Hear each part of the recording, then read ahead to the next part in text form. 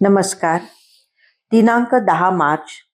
कथेचं शीर्षक आहे तुझे स्तन ब्राह्मण असते. कुत्सित मंडळींच्या नादी लागून राधा कसबेन महाराजांना स्खलित करावे अशा हेतूने आली. तिचा हेतू महाराजांना कळला आणि त्यांनी तिच्याकडे तीव्र कटाक्ष टाकला. त्यासरशी तिची वाचाच गेली.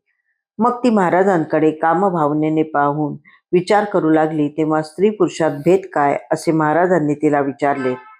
ती शारीरिक भेद सांगू लागली. महाराज म्हणाले, तो शारीरिक भेद झाला. तत्वतः स्त्री पुरुषात भेद नाहीच. तुला ज्याचा गर्व वाटतो ते स्तन ब्राह्मणच दे. असे म्हणताच राधेची छाती पुरुषाप्रमाणे सपाट झाली आणि त्यासरशी तिला विरक्तीही आली. ती महाराजांना शरण आली.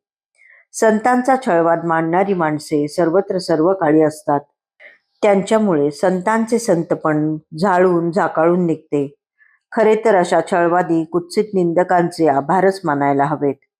निंदकाचे घर असावे शेजारी असे श्री तुकोबारायांनी म्हटले ते उगाचच नाही. संतांमधील दोष उणीवच ही निंदक मंडळी शोधत असल्याने आत्मपरीक्षणाचे कष्ट संतांना करावे लागत नाहीत. निंदकाची बोट ठेवलेल्या उणीवा भरून काढल्या की झाले. अर्थात संतांमध्ये तशा काही दोष उणीवा नसतातच. संत पदवीस पोचण्याआधीच त्यांनी प्रयत्नपूर्वक आपणास शारीरिक मानसिक दृष्ट्या निर्दोष करून शुद्ध स्वच्छ केलेले असतेच.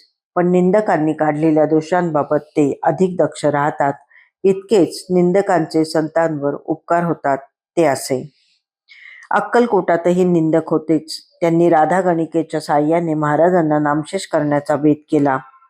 ज्या सौंदर्याने ती महाराजांना घायाळ करू पाहत होती ते सौंदर्य तकलादू आहे हे दाखवण्यासाठी महाराजांनी तिला प्रथम स्त्री पुरुषातील भेद विचारला. या प्रश्नातील मेघ कळण्या इतके ज्ञान राधेकडे नव्हतेच. तर वरवरचे म्हणजे शारीरिक भेद सांगावयास सुरुवात केली.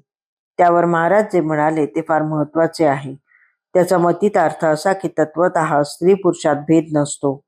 गुळ आणि गोडी एकच, दिवा आणि त्याचे तेज एकच, कार्य आणि कारण एकच. जे एक दुसऱ्यात असते तसेच प्रकृती आणि पुरुष एकच, ज्यामुळे विकार निर्माण होतात. ती वासना देहबुद्धीस ईश्वरार्पण केली की विकार बाधक होत नाहीत. म्हणूनच विकारी सौंदर्याचे प्रतीक असणारे तिचे पुष्ट वक्षस्थळ त्यांनी केवळ दृष्टीसंकल्पाने शुष्क शून्य करून टाकले. त्यामुळे दोन गोष्टी साध्य झाल्या. एक, सौंदर्य नाशवंत आहे, विकारी आहे हे राधेला कळून आले. आणि दोन, ते सौंदर्य जिरताच तिचा विकारही जागच्या जागीच जिरला आणि ती मनापासून विरक्त झाली. आत्मसौंदर्य शाश्वत आहे हे तिला समजले. त्यासरशी तिला उपरती झाली. तिला उपरती होताच ती पूर्णतः शरणागत झाली. तेव्हा महाराजांनी तिला आपली गायन कला हरिसेवेकडे लावावी असा उपदेश करून काशीत जाऊन राहण्यास आदेश दिला. धन्यवाद.